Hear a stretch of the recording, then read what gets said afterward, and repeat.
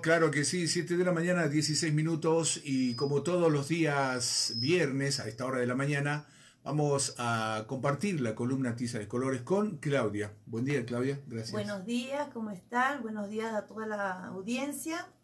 Bueno, la Eh, verdad que es un día, hablábamos recién fuera de micrófono, hay tantas cosas, ¿no? Que uno, no solamente ahora, sino en otras oportunidades, eh, es tan complejo el tema de la construcción del conocimiento, que no solamente es intelectual, sino que hay un contexto que lo rodea, ¿no? Que rodea esta construcción, y que es justamente de lo que hoy se va a hablar con respecto a recursos humanos, recursos físicos, recursos edilicios, recursos mobiliarios, recursos tecnológicos, y es tan complejo que falla o falta uno de estos y se complica más para el docente.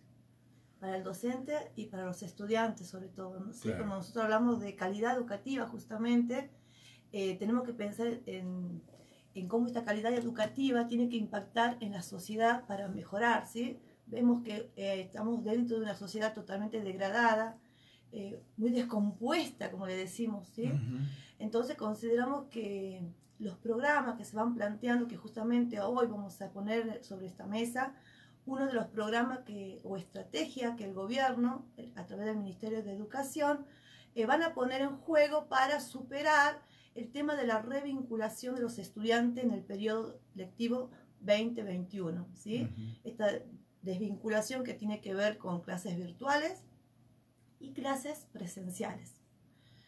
El gobierno de Jujuy, ¿sí? El Ministerio de Jujuy, a través de su ministra, que anunció el día que asumió el cargo, luego de la renuncia de Isolda Calcina, María Teresa Bovi anunció una estrategia que tiene que ver con un proyecto de escuelas de verano y de invierno, justamente para buscar resolver, entre comillas, pongamos esto, el tema de esta revinculación, para lograr revincular a estos estudiantes que no tuvieron procesos pedagógicos continuos. Nosotros cuando hablamos ya ponemos en la mesa estos tipos de escuelas de verano y de invierno, lo primero que se nos viene a la cabeza es el tema de la precarización. Precarización en dos sentidos. En el sentido pedagógico, ¿sí? Porque sabemos que el impacto que queremos que realmente tenga no va a ser tal. Y también la manera que se designa el personal docente, en este caso, en el mejor de los casos, o coordinadores como ellos lo plantean, ¿sí? Capacitadores, perdón. Entonces, cuando nosotros vemos este tipo de programa, y que ya también Jujuy especialmente tuvo hace unos años atrás, antes de la pandemia, estas escuelas de verano que era para darles de comer a los chicos, entonces siempre ven a la escuela en ese sentido nada más, ¿sí? Para nada ver a la escuela que permite, que sea un lugar para transformar realmente la vida de los estudiantes y la vida de los docentes. Este tipo de programa, este tipo de estrategias, ya viene planteándose también a nivel nacional, ¿sí? El ministro de Educación de la Nación, Jaime Persic, planteó también esta necesidad de continuar con el periodo escolar, ya sea con este tipo de estrategias, o bien yendo los sábados a las escuelas. ¿Y cómo lo vemos nosotros? Si tenemos que hacer un análisis de este tipo de programas, bueno, primero analicemos, ¿sí? Con qué herramientas, qué elementos tienen ellos, qué indicios tienen ellos para determinar cuál fue el nivel de pérdida de conocimiento de estos estudiantes y de todos en general, ¿sí? No solamente con los que tuvieron problemas para vincularse, sino con los que están yendo también a las escuelas o tuvieron conexión. En realidad están haciéndolo, como ya lo planteamos la semana pasada con respecto a infraestructura, cuando ellos proponen planes, lo hacen en base a nada. Porque si tenemos en cuenta que hay que hacer un diagnóstico de cuál es la situación de esos estudiantes, cuál fue el nivel de pérdida, y bueno, no lo tienen. ¿Y por qué no lo tienen? Porque el año pasado se decidió no hacer las evaluaciones aprender, que son evaluaciones censales, que te van a dar de alguna manera herramientas para decir, bueno, en base a esto, ¿qué podemos proyectar? ¿Sí? Entonces no se hicieron, se pasaron para el próximo año, para el 2022. Antes que se vaya Trota, había planteado de hacer algo más o menos, algo menor, digamos, con algunos grupos de docentes, pero bueno, ya no está, no sabemos si se va a hacer tampoco, ¿sí? Entonces no hay indicios, no hay números, no hay nada que permita saber cuál es la realidad de nuestros estudiantes. Si nosotros tomamos datos de antes de lo que significó la pandemia, o sea, datos pre-pandemia, bueno, los alumnos del secundario, que terminaban en el secundario, tenían los conocimientos mínimos, dificultad de los conocimientos mínimos de un 72%, ¿sí? De alumnos que no entendían matemática, no tenían los conocimientos mínimos de matemática. Un 40% en lengua, ¿sí? Este año, en marzo, se conoció a través de la CIPEC un informe que realiza el Banco Mundial mostrando algunos números. El Banco Mundial, los números que plantea primero, tiene en cuenta un porcentaje que ya estaba antes de la pandemia, que era un 52% que los alumnos no podían acceder a conocimientos mínimos, ¿sí? Este porcentaje, ellos hacen la proyección teniendo en cuenta, bueno, lo que los gobiernos pusieron a disposición para garantizar la virtualidad. Y bueno, sabemos que la Argentina, bueno, fue una de sus grandes falencias. Y bueno, y ellos dan como una proyección para esta pérdida de conocimientos, dan un 73%, un 68%, siendo muy optimista. Pero nosotros consideramos que, de acuerdo a los números que marcan, ¿sí?, es un 73% de pérdida de conocimiento. ¿Qué significa esto? Que de 10 alumnos, 7 tienen problemas para contenidos relacionados a matemática y lengua, ¿sí? Que son siempre los parámetros. Sí. Entonces hay un 70% de estudiantes que tienen dificultades para lograr los conocimientos mínimos, ¿sí? Porque tengamos en cuenta que cuando se hizo el año pasado, se hizo una selección, ya había contenidos prioritarios. Bueno, de esos contenidos prioritarios se volvió a hacer un recorte y dentro de ese recorte, bueno, tenemos dificultades, ¿sí? Entonces, el panorama es muy oscuro y seguramente con este tipo de programas para nada va a resolver el grave problema. Vayámonos un poquito más a los países cercanos, ¿sí? Nuestros países vecinos, Chile, Perú, hicieron un estudio, un análisis de en qué situación están los estudiantes a raíz de la pandemia. En Chile determinó que los estudiantes que pertenecen a la clase de la burguesía, que representan el 20%, tuvieron una pérdida del 15% de los conocimientos mínimos. Bueno, seguramente los porcentajes para los hijos de la clase trabajadora se duplican y es un poco más. Entonces, y en base a esos datos, ellos resolvieron programas para justamente, bueno, lograr superar este tipo de dificultades. Nosotros lo hacemos en base a nada, en base a ciegas, ¿sí? Como hicimos el tema de infraestructura ciega, bueno, acá también lo estamos haciendo a ciegas, sin tener en cuenta números y qué queremos lograr. Entonces nosotros vemos que este tipo de programas, como las escuelas de verano para Jujuy, tampoco va a incidir demasiado en estas cuestiones. Porque en realidad, si vos quieres incidir en los aprendizajes, en la calidad educativa, tenés que pensar un plan que tenga en cuenta el periodo lectivo que corresponde, ¿sí?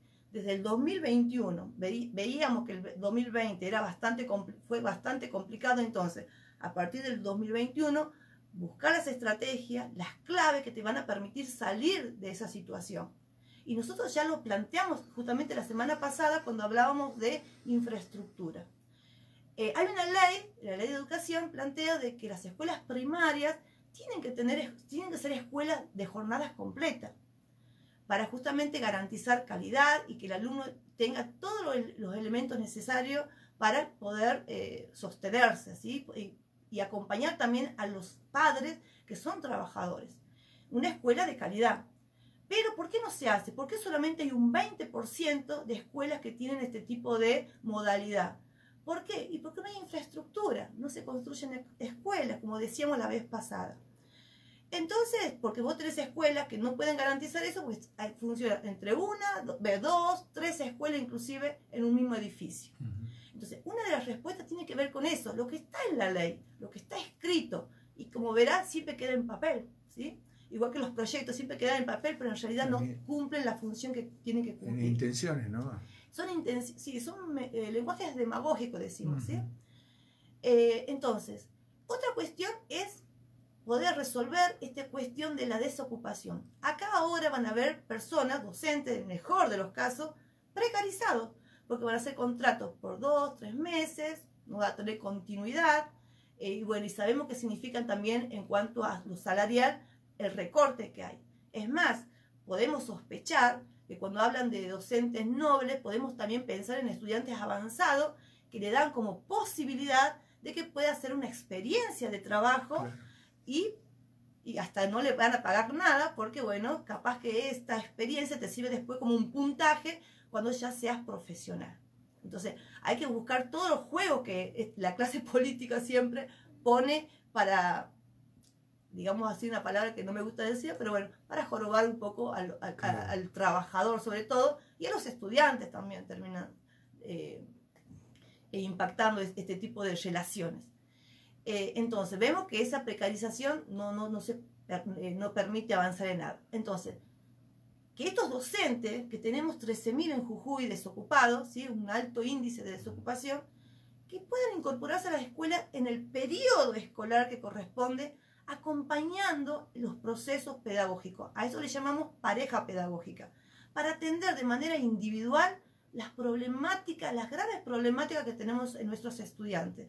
Ya vimos los porcentajes, 73% de los chicos de la secundaria no entienden matemática, tienen los conocimientos, no tienen los conocimientos mínimos indispensables, un 40% en lengua. Entonces necesitamos este acompañamiento pedagógico de colegas.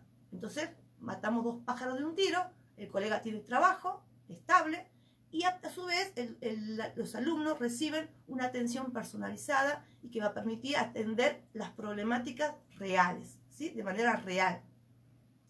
También incorporar gabinetes psicopedagógicos, algo que están ausentes en todas las escuelas, ¿sí? Tanto primaria como secundaria, sobre todo en la entidad pública, ¿sí? Todas las escuelas públicas no tenemos, acá en Jujuy específicamente, funciona a través de núcleos, y que sabemos que un núcleo que puede abarcar más de 10 escuelas no va a cumplir con lo que necesitamos realmente, sino que cada escuela tenga su gabinete psicopedagógico para que realmente el acompañamiento sea real, ¿sí? Sea real. Entonces, esas son las alternativas que nosotros consideramos que se tienen que poner como clave, como alternativa, para realmente impactar en la calidad educativa si es que le importa los procesos de aprendizaje, ¿sí? Entonces, vemos que estos proyectos, que también va a implicar financiamiento, también va a hacer uso de las escuelas inclusive, porque esto se va a dar dentro de las escuelas. Y entonces, ¿y en qué momento vas a refaccionar, vas a mejorar todo esto que venimos hablando la semana pasada justamente? Entonces vemos que todo es una cadena que sigue llevándonos a más degradación. Ahora, me quedé pensando en el tema de cómo llega, sea o no un docente Nobel,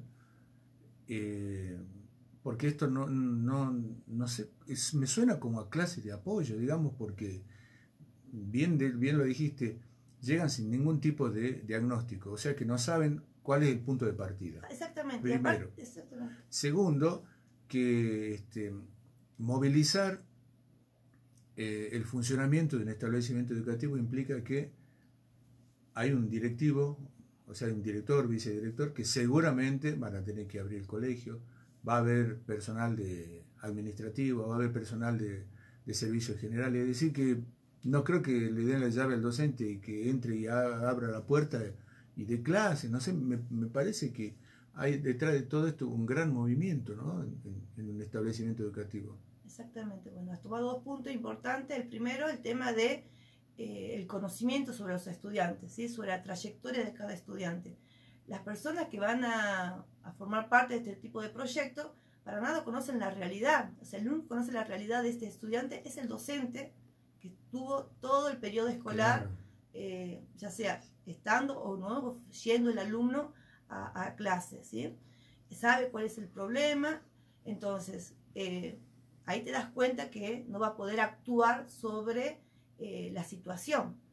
Y también saber, o sea, quiénes van a ser, porque ellos dicen docentes y capacitadores, ¿sí? Y lo ponemos entre comillas porque no sabemos cuál va a ser, quiénes van a ser estos docentes, estos capacitadores. Y bueno, y también mostrar que estos docentes, estos capacitadores también van a estar precarizados. Y la escuela también no va a tener el tiempo necesario, pues se supone que vos en el receso escolar tenés que garantizar que la escuela esté preparada para el inicio de uno nuevo. Entonces ahí te das cuenta que no hay intenciones ni de mejorar la calidad educativa de los estudiantes en el proceso pedagógico, ni en los aspectos institucionales. También este más tiempo dentro de la escuela nunca va a tener impacto, aunque sean 180 o 190 días, porque si vos no tenés las herramientas necesarias para garantizar que esos 190 días sean de calidad, y no, aunque le des 300 días de educación, y no va a impactar en nada, ¿sí? Y además tenemos como deuda, creo yo, el Ministerio de Educación, el tema de la conectividad, ¿no? Que es el talón de Aquiles, creo, en esta gestión, ¿no? Bueno, esto es una problemática a nivel nacional, fue todo lo que fue la virtualidad, que quedaron solamente en lenguajes demagógicos, en discursos políticos preeleccionarios, porque dice, bueno, vamos a entregar, no recuerdo el número de que decía Morales sobre el tema de las tablets.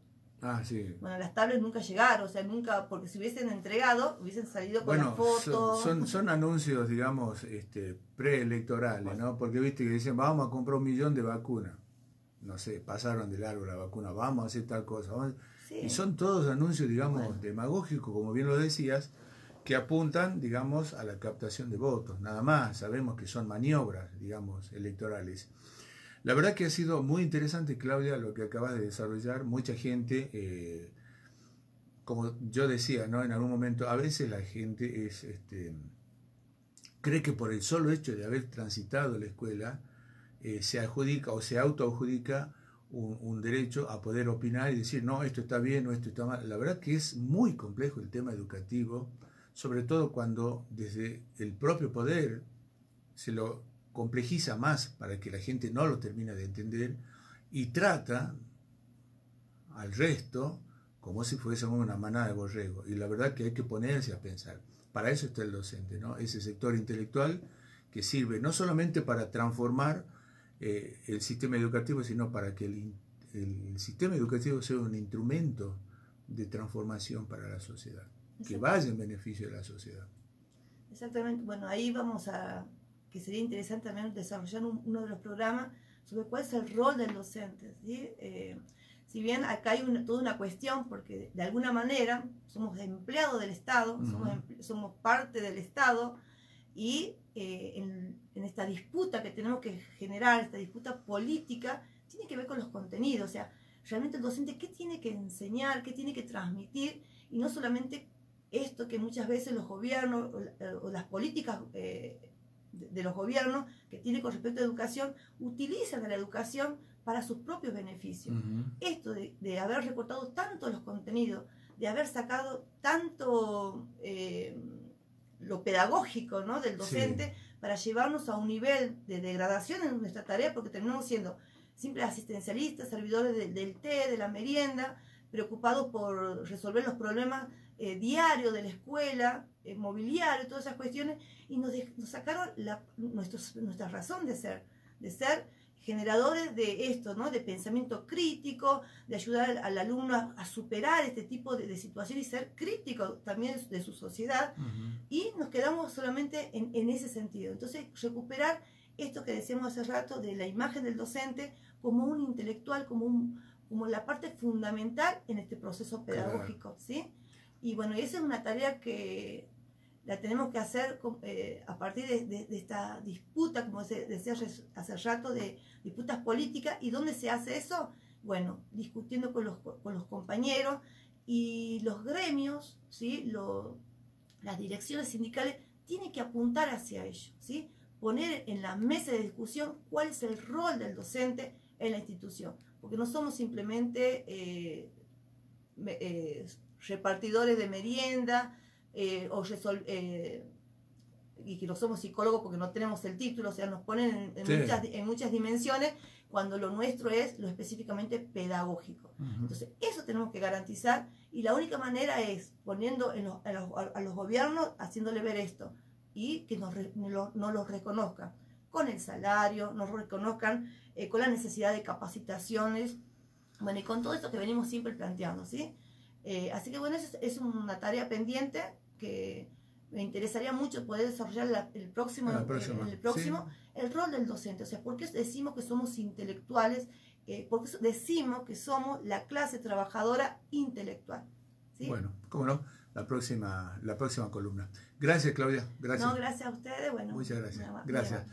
Bueno, aquí estuvo la docente Claudia Suárez con la columna Tizas de Colores. Interesante, muy importante lo que nos acaba de plantear. Seguramente si usted le prestó atención va a tener un momento de reflexión, porque nos ha dado una serie de datos que tal vez por ahí hemos sentido nombrar y que muchos nos encargan de seguir concientizando esta situación.